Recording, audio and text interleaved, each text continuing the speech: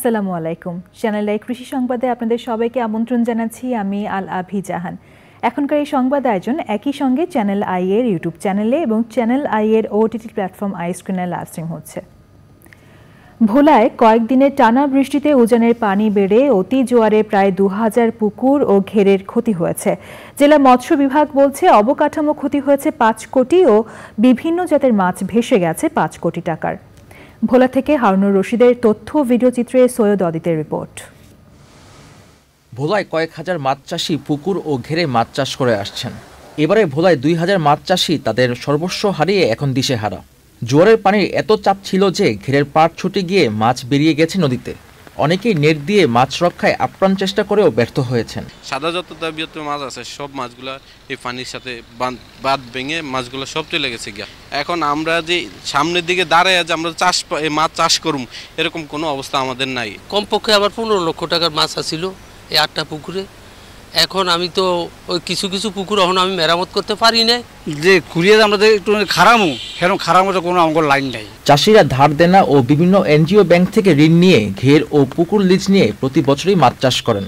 তাদের ঘের ও পুকুরের রুই, কাতল, মৃগেল, তেলাপিয়া, পাঙ্গাস সহ সব ধরনের পুকুর ও ঘেরের পাড় ভেঙে মাছ বের হয়ে গেছে নদীতে।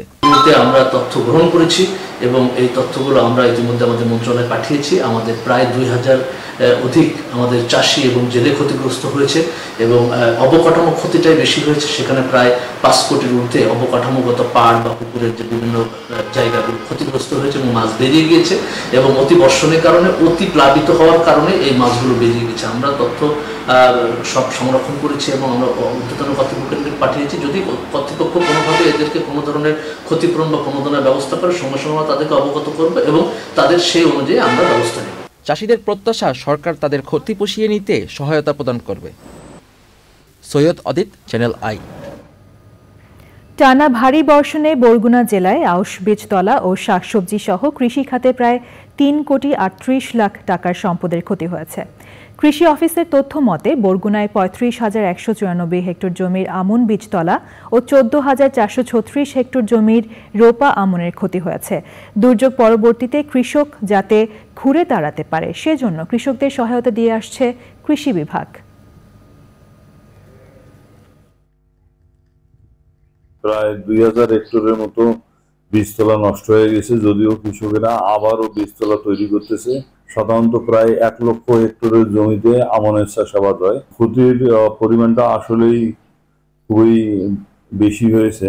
আমরা আশা করতেছি আগামীতে এই ক্ষতিটা আমরা পুষিয়ে উঠতে পারবো। শাকসবজিরও ব্যাপক ক্ষয়ক্ষতি হয়েছে। এখানে প্রায় ৪৭৭ হেক্টর জমি শাকসবজি সম্পূর্ণরূপে নষ্ট হয়েছে। কৃষি উন্নয়ন প্রকল্পের আওতায় ঝালকাঠিতে কৃষক প্রশিক্ষণ হয়েছে। এতে অংশগ্রহণ করেন বরিশাল, পটুয়াখালী, ভোলা, ঝালকাঠি, বরগুনা, মাদারীপুর ও শরীয়তপুরে ৩০ জন কৃষক। এই প্রকল্পের আওতায় আরও ২টি ব্যাচে ৩০ জন করে ৬০ জন কৃষক কৃষানীকে প্রশিক্ষণ দেওয়া হবে। প্রশিক্ষণ উদ্বোধন করেন ঝালকাঠি জেলা কৃষি সম্প্রসারণ অধিদপ্তরের অতিরিক্ত উপপরিচালক রিয়াজুল্লাহ বাহাদুর। প্রিয় দর্শক, চ্যানেল আই কৃষি সংবাদের আজকের আয়োজন এই পর্যন্তই। পরবর্তী সংবাদ আয়োজন দেখার আমন্ত্রণ জানিয়ে শেষ করছি। ধন্যবাদ।